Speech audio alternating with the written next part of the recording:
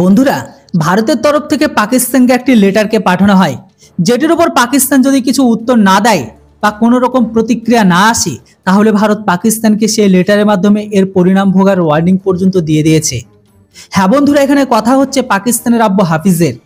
এই মুহূর্তে ভারতের মিডিয়া হাউসে একটি নিউজ ভীষণভাবে ভাইরাল, সেটি হচ্ছে হাফিজের প্রত্যাবর্তনের। ভারত পাকিস্তানকে বলে দিয়েছে যে আমরা হাফিজের সাথে যুক্ত সমস্ত কেসগুলোকে দেখছি, আর ঠিক এই জন্য আমরা তাকে কিছু জিজ্ঞাসা করতে যাই, তাই হাফিজকে ট্রায়ালে যুক্ত হওয়া অনিবার্য। তাই জন্য পাকিস্তান হাফিজকে আমাদের হাতে তুলে দেয়। যদিও হাফিজের কর্মকাণ্ড আপনারা তো সবাই জানেন, একটির থেকে বড় আর একটির থেকে বড় ধামাকা করে রেখেছে। রিসেন্ট কিছুদিন আগে পুঞ্চও যেটা করেছে সেটা তো হাফিজের হাত আছে, তাই তো ভারতে এখন এই হাফিজের ওপর ইনকোয়ারিকে বসাচ্ছে। তো অপরদিকে আবার ইউএনএকে আতঙ্কবাদী ঘোষণা করে দিয়েছে, আর ঠিক এই কারণেই ভারতের ও পাকিস্তানের উপর প্রেশার বাড়ানো আরো সহজ হয়ে যায়। যদিও পাকিস্তান ভারতের হাতে এতটা সহজে তো তুলে দেবে না, যেটা আমরাও জানি। ভারতের আধিকারিকের বক্তব্য এটাই যে পাকিস্তান ভারতের কথার কোনো স্টেটমেন্টই দেয়নি, কিন্তু ভারত লাগাতার পাকিস্তানের সাথে চেয়ে যাচ্ছে।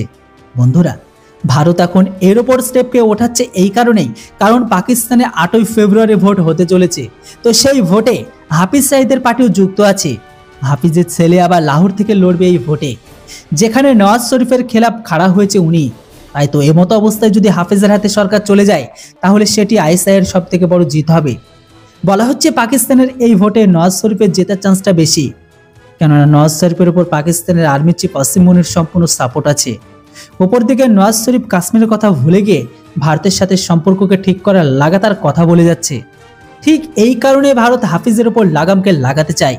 এটা ভারতের জন্য একটি সুবর্ণ সুযোগও বলতে পারেন, কেননা বন্ধুরা, কাঙ্গাল হওয়া পাকিস্তান ভোট হওয়ার পরে তারা আবারও ভারতের সাথে কথা বলার জন্য হাত পা ধরতে পারে।